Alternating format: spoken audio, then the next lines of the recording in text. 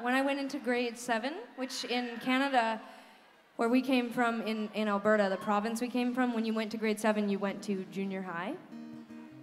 And junior high basically meant you went from like playing Barbies and Super Nintendo to like makeup, blowjobs, shoplifting, gangs, etc.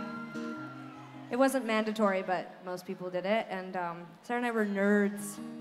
And we still are nerds, but now we have a band, so that kind of cancels out some of the nerdiness, or accents it. I can't tell by my outfit at this point. I'll have to look back, but anyway, we went into junior high, and on the first day, hi.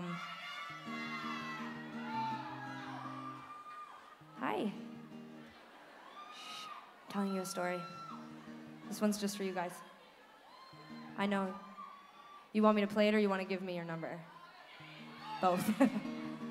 Okay, neither is gonna happen right now. But I promise to look at you periodically throughout the story, so it feels like I'm telling it to you. To her, okay, thank you. I kind of had that color hair when I was in junior high too, so. Okay.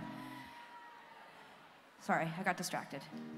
So we went into junior high, and the first day of grade 7, Sarah and I had spent the summer with my family who lived in Atlanta. We went to Disney World, and Sarah and I feverishly collected as many stuffed animals and Mickey Mouse clothing items as we possibly could, because at that age it was still cool.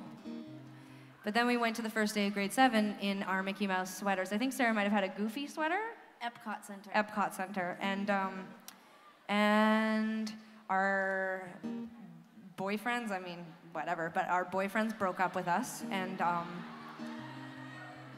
I mean, it didn't happen right at school. Like at school, mainly we just got hassled and ostracized, and most of the friends we had no longer talked to us because they were into, somehow they'd gotten the memo while we were at Disney World that they needed to come to school the first day in like hooker garb and lipstick, and anyway. Is this story translating? Do you guys understand what I'm saying right now? Okay, good. Okay. I don't know if hooker, like Kate, come here for a second. Oh, maybe Kate could come up and she could tell the story in Australian. Yeah, we need her. Kate, how would you describe like prostitute/hooker clothes for teenagers? So you tell, I'll say a sentence and then you interpret it Australian, okay? Okay, here we go. So, So we show up to the first day of grade 7. What's that called here? They turned up to grade 7. Okay, and we were wearing Mickey Mouse and everyone else was dressed like hookers. They were wearing Ninja Turtle sweaters, which I think are pretty cool. It's like the equivalent. And everyone else was dressed like minging dogs. Okay. And after a very painful day, my mom took us out for Slurpees and to go bike riding. And then when we got home, Sarah's boyfriend, Mitch, and my boyfriend, Wade, both called. They were best friends, so they just called from one house, and they both took turns breaking up with us. I don't know if you need to interpret it. I think they got that. So the next day when we went to school, my mom had spent the week before we went to school telling us we needed to get our noses pierced and wear Doc Martens, but we insisted on wearing Mickey Mouse. And so the second day of grade 7, Sarah wore my mom's Doc Martens, and I wore a rayon blouse with red jeans. Do you have those? Do you know what rayon blouse is? Even I'm lost with the translation. I think it's some kind of fine polyester that you don't need to iron, and I think that sounds pretty good. Anyway, it was pretty terrible, and the point of this was that there are worse things to come in life, and if someone had who's laughing now, motherfuckers? Well, yeah. No. I wish it was true, but honestly, like, I really pulled myself together by grade 8, so it's not that sad of a story. No, it's not that sad of a story, but I just wish, like, the second morning of grade 7, as I was hysterically crying in the shower, and, like, my mom didn't get us bras early enough, so we, like, went to school for, like, a year without bras. I mean, it was just... Just imagine... Our best friend, like, passed a rumor that Sarah smelled like pee. Okay, wow, the story has gone way too far. No, I'm just saying, and I practically got my ass whooped by this girl who was like 2 years older than us, and she didn't smell like pee, as okay. She didn't smell like pee. We were totally As well. clean. It was just bitchy girls. But anyway, Brooke was the girl that sat in front of me, and she turned around and she gave me a nickname. On the second day of homeroom, she nicknamed me Tiger. And and I didn't like the nickname, but everyone was getting nicknames and everyone had good ones, and she was like, "You will be Tiger."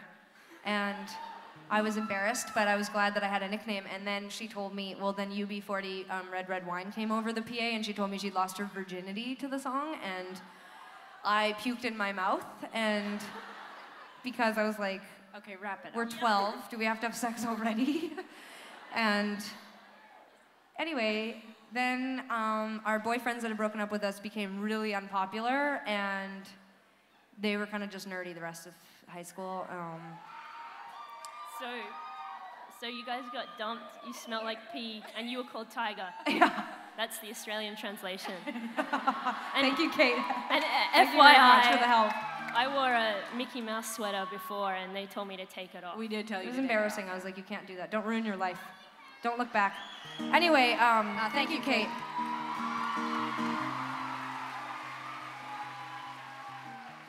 We are so lucky to have the Jezebels and Ann Horse playing with us, and we thank you so much to them for being here tonight, as well as you all being here tonight, too.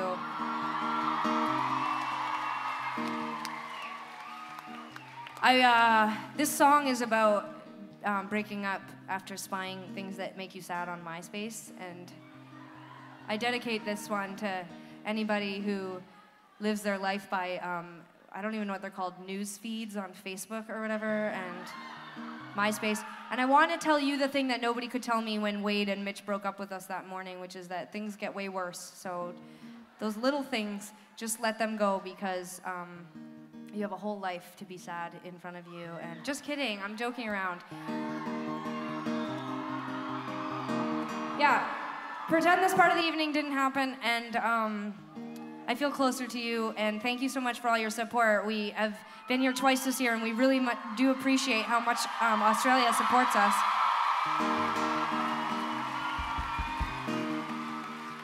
I just read Susie Quattro's book. Do you guys know who Susie Quattro is?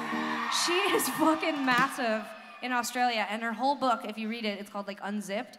The whole book is just like blah, blah, blah, blah, blah, and then I went to Australia, and then like 2 chapters about Australia, and then it's like, and then this happened, and then I went back to Australia, blah, blah, blah, blah, blah. You guys get into people's hearts, and